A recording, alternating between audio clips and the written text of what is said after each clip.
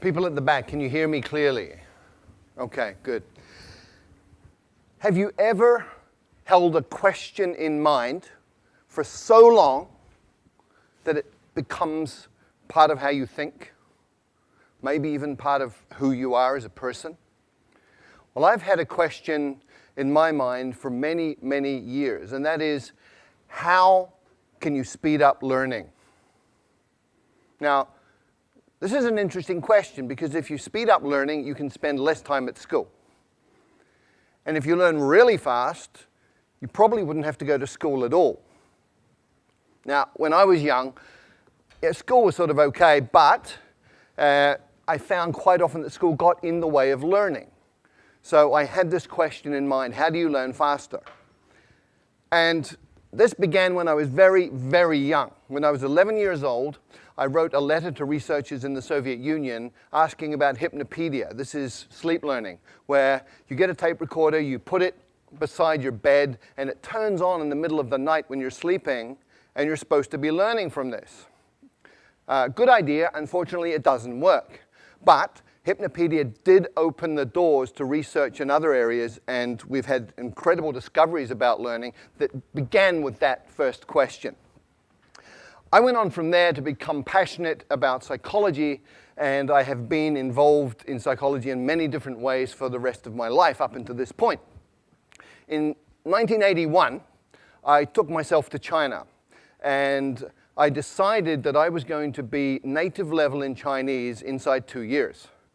Now, you need to understand that in 1981, everybody thought Chinese was really, really difficult and that a Westerner could study for 10 years or more and never really get very good at it. And I also went in with a different idea, which was taking all of the conclusions from psychological research up to that point and applying them to the learning process. What was really cool was that in 6 months I was fluent in Mandarin Chinese, and it took a little bit longer to get up to native. But I looked around and I saw all of these people from different countries struggling terribly with Chinese. I saw Chinese people struggling terribly to learn English and other languages. And so my question got refined down to, how can you help a normal adult learn a new language quickly, easily, and effectively? Now, this is a really, really important question in today's world. We have massive challenges with environment. We have massive challenges with social dislocation, with wars, all sorts of things going on. And if we can't communicate, we're really going to have difficulty solving these problems. So we need to be able to speak each other's languages. This is really, really important. The question is, how do you do that? Well, it's actually really easy. You look around for people who can already do it. You look for situations where it's already working, and then you identify the principles and apply them. It's called modeling, and I've been looking at language learning and modeling language learning for about 15 to 20 years now. And my conclusion, my observation from this is that any adult can learn a second language to fluency inside 6 months. Now, when I say this, most people think I'm crazy. This is not possible. So let me remind everybody of the history of human progress. It's all about expanding our limits. In 1950, everybody believed that running 1 mile in 4 minutes was impossible.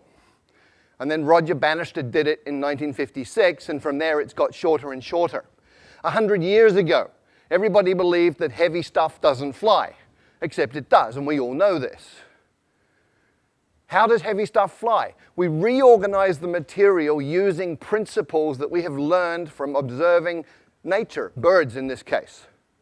And today, we've gone even further. So you can fly a car. You can buy one of these for a couple of $100,000 US. We now have cars in the world that fly. And there's a different way to fly, which we learned from squirrels. So all you need to do is copy what a flying squirrel does, build a suit called a wingsuit, and off you go. You can fly like a squirrel. Now, most people, a lot of people, I wouldn't say everybody, but a lot of people think they can't draw. However, there are some key principles, 5 principles that you can apply to learning to draw, and you can actually learn to draw in 5 days. So if you draw like this, You learn these principles for 5 days and apply them, and after 5 days you can draw something like this. Now I know this is true because that was my first drawing, and after 5 days of applying these principles, that was what I was able to do. And I looked at this and I went, wow! So that's how I look like when I'm concentrating so intensely that my brain is exploding. So anybody can learn to draw in 5 days. And in the same way, with the same logic, anybody can learn a second language in 6 months. How? There are 5 principles and 7 actions. There may be a few more, but these are absolutely core. And before I get into those, I just want to talk about 2 myths. I want to dispel 2 myths. The first is that you need talent. Let me tell you about Zoe. Zoe came from Australia, went to Holland, was trying to learn Dutch, struggling extremely a great deal, and finally, people were saying you're completely useless, you're not talented, give up, you're a waste of time, and she was very, very depressed. And then she came across these 5 principles, she moved to Brazil, and she applied them, and in 6 months she was fluent in Portuguese. So talent doesn't matter. People also think that immersion in a new country is the way to learn a language, but look around Hong Kong, look at all the Westerners who've been here for 10 years who don't speak a word of Chinese. Look at all the Chinese living in America, Britain, Australia, Canada, who've been there 10, 20 years, and they don't speak any English. Immersion per se does not work. Why? Because a drowning man cannot learn to swim. When you don't speak a language, you're like a baby, and if you drop yourself into a context which is all adults talking about stuff over your head, you won't learn. So, what are the 5 principles that you need to pay attention to? First, there are 4 words. Attention, meaning, relevance, and memory. And these interconnect in very, very important ways, especially when you're talking about learning. Come with me on a journey through a forest. You go on a walk through a forest and you see something like this. Little marks on a tree. Maybe you pay attention, maybe you don't. You go another 50 meters and you see this. You should be paying attention. Another 50 meters, if you haven't been paying attention, you see this. And at this point, you're paying attention. And you've just learned that this is important, it's relevant, because it means this, and anything that is related, any information related to your survival is stuff that you're going to pay attention to, and therefore you're going to remember it. If it's related to your own personal goals, then you're going to pay attention to it. If it's relevant, you're going to remember it. So the first rule, first principle for learning a language is focus on language content that is relevant to you, which brings us to tools. We master tools by using tools, and we learn tools the fastest when they're relevant to us. So let me share a story. A keyboard is a tool. Typing Chinese a certain way, there are methods for this, that's a tool. I had a colleague many years ago who went to night school Tuesday night, Thursday night, 2 hours each time, practicing at home. She spent 9 months, and she did not learn to type Chinese.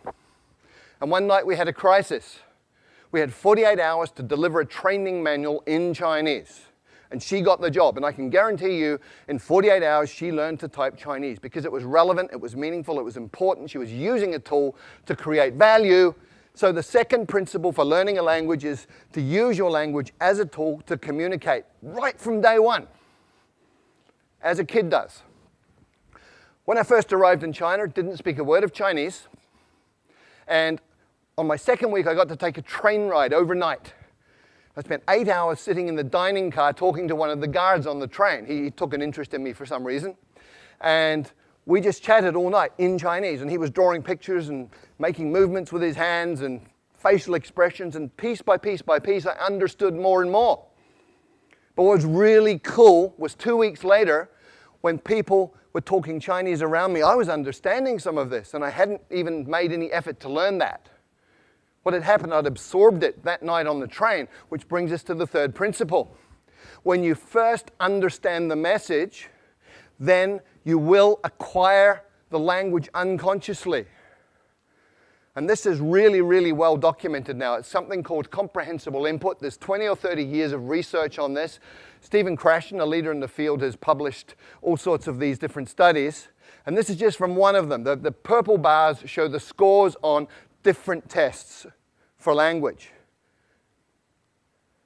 The green and the purple people were people who had learned by grammar and formal study. The green ones are the ones who learn by comprehensible input. So comprehension works. Comprehension is key. And language learning is not about accumulating lots of knowledge. In many, many ways, it's about physiological training. A woman I know from Taiwan did great in English at school. She got A grades all the way through, went through college, A grades, went to the US and found she couldn't understand what people were saying. And people started asking her, "Are you deaf?" And she was English deaf. Because we have filters in our brain that filter in the sounds that we are familiar with, and they filter out the sounds of languages that we're not. And if you can't hear it, you won't understand it. If you can't understand it, you're not going to learn it. So you actually have to be able to hear these sounds. And there are ways to do that, but it's physiological training. Speaking takes muscle. You've got 43 muscles in your face. You have to coordinate those in a way that you make sounds that other people will understand. If you've ever done a new sport for a couple of days and you know how your body feels, hurts, if your face is hurting, you're doing it right. And the final principle is state, psychophysiological state. If you're sad, angry, worried, upset, you're not going to learn, period. If you're happy, relaxed, in an alpha brain state, curious, you're going to learn really quickly. And very specifically, you need to be tolerant of ambiguity.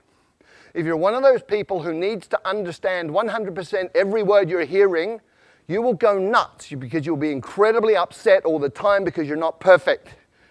If you're comfortable with getting some, not getting some, just paying attention to what you do understand, you're going to be fine, you'll be relaxed, and you'll be learning quickly. So based on those 5 principles, what are the 7 actions that you take? Number 1, listen a lot. I call it brain soaking.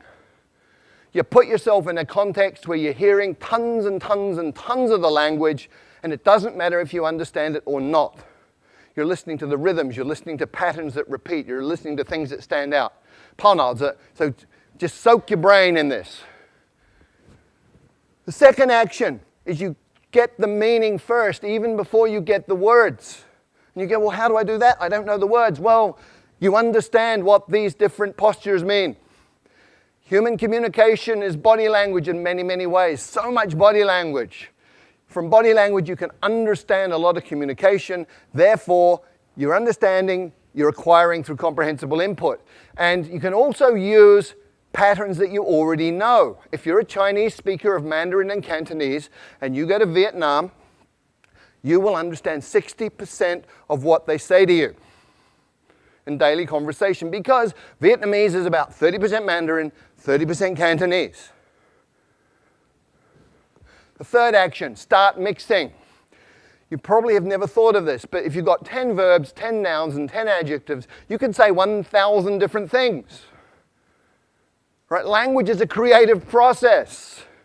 What do babies do? Okay, me, ba, now. Okay, that's how they communicate. So start mixing, get creative, have fun with it. It doesn't have to be perfect, just has to work. And when you're doing this, you focus on the core. What does that mean?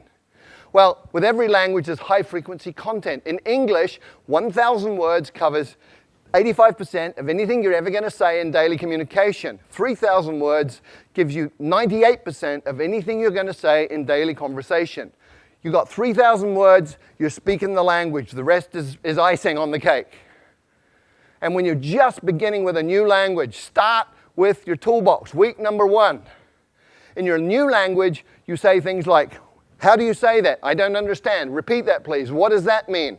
All in your target language. You're using it as a tool, making it useful to you. It's relevant to learn other things about the language. By week 2, you should be saying things like me, this, you, that, give, hot, simple pronouns, simple nouns, simple verbs, simple adjectives, communicating like a baby. And by the 3rd or 4th week, you're getting into what I call glue words. Although, but, therefore, these are logical transformers that tie bits of a language together, allowing you to make more complex meaning. At that point, you're talking. And when you're doing that, you should get yourself a language parent. If you look at how children and parents interact, you understand what this means. When a child is speaking, it'll be using simple words, simple combinations, sometimes quite strange, sometimes very strange pronunciation. Other people from outside the family don't understand it. But the parents do. And so the kid has a safe environment, gets confidence. The parents talk to the children with body language and with simple language they know the child understands. So you have a comprehensible input environment that's safe. We know it works, otherwise none of you would speak your mother tongue. So you get yourself a language parent who's somebody interested in you as a person who will communicate with you essentially as an equal, but pay attention to help you understand the message. There are 4 rules of a language parent. Spouses, by the way, are not very good at this, okay? But the 4 rules are, first of all, they will work hard to understand what you mean, even when you're way off beat. Secondly, they will never correct your mistakes. Thirdly, they will feed back their understanding of what you're saying so that you can respond appropriately and get that feedback. And then they will use words that you know. The 6th thing you have to do is copy the face. You've got to get the muscles working right so you can sound in a way that people will understand you. There's a couple of things you do. One is you need to hear how it feels and feel how it sounds, which means you have a feedback loop operating in your face. But ideally, if you can look at a native speaker and just observe how they use their face, let your unconscious mind absorb the rules, then you're going to be able to pick it up. And if you can't get a native speaker to look at, you can use stuff like this. Sing, song, king, sung, hung. And the final idea here, the final action you need to take is something that I call direct connect. What does this mean? Well, most people learning a second language sort of take the mother tongue words and the target words and go over them again and again in their mind to try and remember them. Really inefficient. What you need to do is realize that everything you know is an image inside your mind, it's feelings. If you talk about fire, you can smell the smoke, you can hear the crackling, you can see the flames. So what you do is you go into that imagery and all of that memory and you come out with another pathway. So I call it same box, different path. You come out that pathway and you build it over time. You become more and more skilled and just connecting the new sounds to those images that you already have and to that internal representation. And over time, you even become naturally good at that process that becomes unconscious. So there are 5 principles that you need to work with, 7 actions. If you do any of them, you're going to improve. And remember, these are things under your control as the learner. Do them all. You're going to be fluent in a second language in 6 months. Thank you.